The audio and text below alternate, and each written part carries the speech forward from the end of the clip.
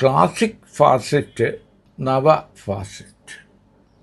അപ്പോൾ B J P ഭരണം fascist ഭരണമല്ല, നവഫാസിസത്തിലേക്കുള്ള ഒരു നീക്കം മാത്രമാണ് ബി ജെ പി നടത്തുന്നത് എന്നാണ് ഇപ്പോൾ സി പി എമ്മിൻ്റെ പുതിയ കണ്ടുപിടുത്തം. കഴിഞ്ഞ 2 പാർട്ടി കോൺഗ്രസുകളിൽ ബി ജെ പിയെ ഫാസിസ്റ്റുകൾ എന്ന് വിളിക്കുകയും ബി ജെ പി ഭരണം ഫാസിസത്തിൽ കുറഞ്ഞ ഒന്നല്ലെന്നും RSSന്റെ ഫാസിസം അപ്പാടെ നടപ്പിലാക്കുന്ന സർക്കാരാണ് മോദി സർക്കാർ എന്നും പറഞ്ഞിരുന്ന സി പി എം ആണ് ഇപ്പോൾ കരട് രേഖയിൽ ചർച്ചയ്ക്കായി മുന്നോട്ട് വച്ചിരിക്കുന്നത്. ക്ലാസിക് ഫാസിസത്തിന്റെ വക്താക്കളല്ല ബി ജെ പി,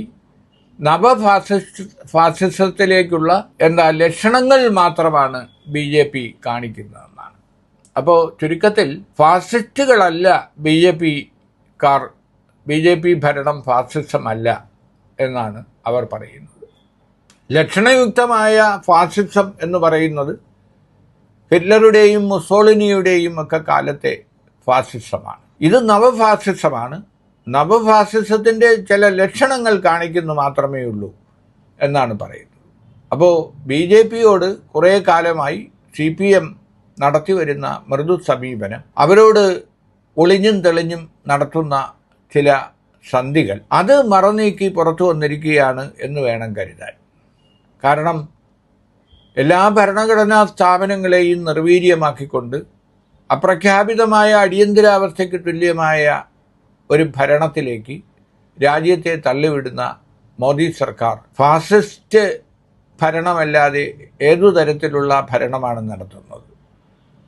അപ്പോൾ സി പി ഐയുടെയും സി പി ഐ MLന്റെയും നിലപാടുകളിൽ നിന്ന് മാറിയ ഒരു നിലപാടാണ് ഇടതുപക്ഷത്തെ സി പി എം സ്വീകരിച്ചിരിക്കുന്നത്. ഇത് ശരിയല്ല എന്ന് C P I general secretary Binoy Viswam പറഞ്ഞു കഴിഞ്ഞു. ഈ നിലപാട് സി പി എമ്മിന് തിരുത്തേണ്ടി വരുമെന്നുള്ള മുന്നറിയിപ്പും അദ്ദേഹം നൽകിക്കഴിഞ്ഞു. കോൺഗ്രസ് ഈ നിലപാടിൽ സി പി എമ്മിനെ പരിഹസിക്കുമ്പോൾ ബി ജെ പി നേതൃത്വവും വൈകിയാണെങ്കിലും സി പി എം തെറ്റ് തിരിച്ചറിഞ്ഞിരിക്കുകയാണ് എന്നാണ് പറഞ്ഞത്. ഇതെല്ലാം കാണുമ്പോൾ ഓർമ്മ വരുന്നത്, സ്റ്റാലിനെ കാണാനായി ഡാംഗെ ഉൾപ്പെടെയുള്ള കമ്മ്യൂണിസ്റ്റ് നേതാക്കൾ ഒരിക്കൽ റഷ്യയിലേക്ക് പോയി. സ്റ്റാലിൻ വളരെ ശക്തനായി നിൽക്കുന്ന കാലമാണ്. അപ്പോൾ ഡാംഗെ അടക്കമുള്ള പ്രമുഖ നേതാക്കൾ, 4 നേതാക്കൾ ഒന്നിച്ചാണ് പോയത്. അതായത് ചൈനീസ് ലൈനാണോ റഷ്യൻ ലൈനാണോ ഇന്ത്യയിലെ കമ്മ്യൂണിസ്റ്റ് പാർട്ടികൾ സ്വീകരിക്കേണ്ടത്, പിന്തുടരേണ്ടത് എന്ന തർക്കം ഇന്ത്യൻ കമ്മ്യൂണിസ്റ്റ് പാർട്ടിയിൽ രൂക്ഷമായപ്പോൾ ആ തർക്ക പരിഹാരം തേടിയാണ് സ്റ്റാലിൻ്റെ അടുത്തേക്ക് ഇന്ത്യൻ കമ്മ്യൂണിസ്റ്റ് നേതാക്കൾ എത്തിയത്. അപ്പോൾ എല്ലാം കേട്ട ശേഷം ചിരിച്ചുകൊണ്ട് സ്റ്റാലിൻ പറഞ്ഞു, ഈ കമ്മ്യൂണിസം എന്ന് പറയുന്നത് പറിച്ചു കൊണ്ടുപോയി നട്ടുപിടിപ്പിക്കാവുന്ന ഒരു സംഗതിയല്ല. ഓരോ രാജ്യത്തും ആ രാജ്യത്തിൻ്റെ പ്രത്യേക സവിശേഷമായ സാഹചര്യങ്ങളിൽ അവിടെ തന്നെ വളർന്ന് വലുതാകേണ്ട ഒന്നാണ് കമ്മ്യൂണിസം. അപ്പോൾ ഇന്ത്യൻ സാഹചര്യങ്ങൾ മനസ്സിലാക്കി ഇന്ത്യയിൽ തന്നെ കമ്മ്യൂണിസം രൂപപ്പെടുകയാണ് വേണ്ടത്. അല്ലാതെ റഷ്യയിൽ നിന്നോ ചൈനയിൽ നിന്നോ കമ്മ്യൂണിസത്തെ പറിച്ച് ഇന്ത്യയിലേക്ക് കൊണ്ട് നടാനാവില്ല എന്നാണ് സ്റ്റാലിൻ പറഞ്ഞത്. സ്റ്റാലിനിസത്തെക്കുറിച്ച് നമുക്ക് പല വിയോജിപ്പുകളുണ്ടെങ്കിലും അദ്ദേഹം അന്ന് നൽകിയ ആ ഉപദേശം 100 വയസ്സ് പിന്നിടുമ്പോഴും ഇന്ത്യൻ കമ്മ്യൂണിസ്റ്റ് പാർട്ടികൾക്ക് മനസ്സിലാക്കാനോ പ്രാവർത്തികമാക്കാനോ കഴിഞ്ഞില്ല.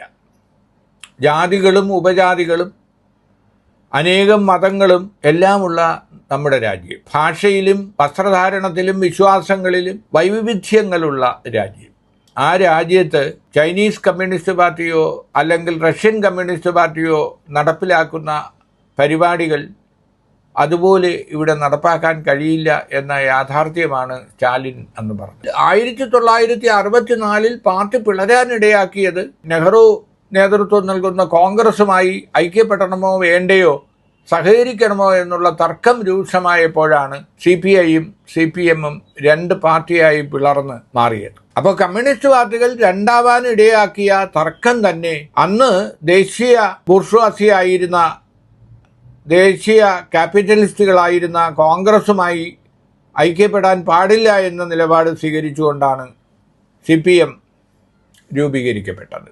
സി പി ഐ കോൺഗ്രസുമായി ഐക്യപ്പെടണമെന്ന അഭിപ്രായത്തിലുമായിരുന്നു. വർഷങ്ങൾ എത്ര കഴിഞ്ഞു, ഇപ്പോൾ ഇന്ത്യ മുന്നണിയുടെ ഭാഗമായി സി പി എമ്മും സി പി ഐയും ദേശീയ തലത്തിൽ കോൺഗ്രസുമായി സഹകരിച്ചുകൊണ്ട് കോൺഗ്രസ് നേതൃത്വം നൽകുന്ന മുന്നണിയുടെ ഭാഗമാണ്, ഇന്ത്യ മുന്നണിയുടെ ഭാഗമാണ്. മറുഭാഗത്ത് കഴിഞ്ഞ 11 കൊല്ലമായി രാജ്യം ഭരിക്കുന്ന മോദി സർക്കാരാണ്. മോദി സർക്കാർ ഫാസിസത്തിലേക്കുള്ള വഴിയിലേക്കാണ് രാജ്യത്തെ തള്ളിവിടുന്നത്. ഏകാധിപത്യം എങ്ങനെ അടിച്ചേൽപ്പിക്കാം എന്ന പരീക്ഷണം തന്നെയാണ് മോദി നടത്തിക്കൊണ്ടിരിക്കുന്നത്.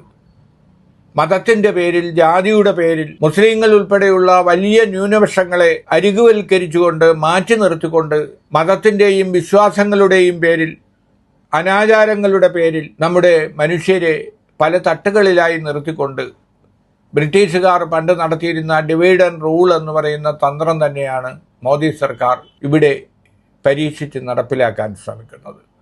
അപ്പോഴാണ് CPM പറയുന്നത് ഫാസിസ്റ്റ് ഭരണകൂടമാണ് മോദി ഭരണകൂടമെന്ന് പറയാൻ പാടില്ല. നവഫാസിസത്തിൻ്റെ വക്താക്കളാണ് അതിൻ്റെ ലക്ഷണങ്ങൾ മാത്രമാണ് കാണിക്കുന്നത്. ക്ലാസിക് ഫാസിസം അല്ല മോദിയിൽ കാണുന്നത്, നവഫാസിസവുമല്ല, അതിൻ്റെ ലക്ഷണങ്ങൾ മാത്രമാണ്. അപ്പോൾ ഇത്തരത്തിൽ ഒരു ചുവട് മാറ്റത്തിലേക്ക് CPM എത്തിയിരിക്കുകയാണ്. ഇത് BJPക്കുള്ള ഒരു അംഗീകാരമോ പച്ചക്കൊടിയോ തന്നെയാണ് CPM വീശുന്നത്.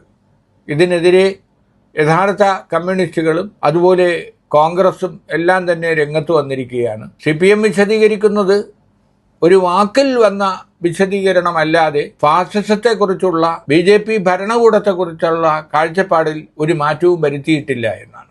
Sitaram Yechury general secretary ആയിരുന്ന കാലത്ത് മുൻ ജനറൽ സെക്രട്ടറി കാരാട്ടും യെച്ചൂരിയും തമ്മിലുണ്ടായിരുന്ന പ്രധാന തർക്കം തന്നെ BJP ഫാസിസ്റ്റ് ഭരണകൂടമാണ് എന്ന് യെച്ചൂരിയും അല്ല എന്ന് കാരാട്ടും പറഞ്ഞിരുന്നു. ഇന്നിപ്പോൾ യെച്ചൂരിയുടെ അഭാവത്തിൽ കാരാട്ടാണ് ജനറൽ സെക്രട്ടറിയുടെ ചുമതല വഹിക്കുന്നത്. അപ്പോൾ അദ്ദേഹം തന്നെയാണ് പാർട്ടി കോൺഗ്രസിൽ ചർച്ച ചെയ്യാനുള്ള കരട് രേഖ തയ്യാറാക്കിയിരിക്കുന്നത്. അപ്പോൾ ആ കരട് രേഖയിലാണ് ചില ലക്ഷണങ്ങൾ മാത്രമാണ് കാണിക്കുന്നത്, ഫാസിസത്തിലേക്കുള്ള ചില ലക്ഷണങ്ങൾ കാണിക്കുന്ന പാർട്ടി മാത്രമാണ് BJP എന്ന് പറയുന്നത്. എന്തായാലും വലിയ ചർച്ചകൾക്ക് വഴിവെച്ചിരിക്കുന്ന ഒന്നാണ് ഇപ്പോഴത്തെ CPMൻ്റെ ഈ ചുവടുമാറ്റം.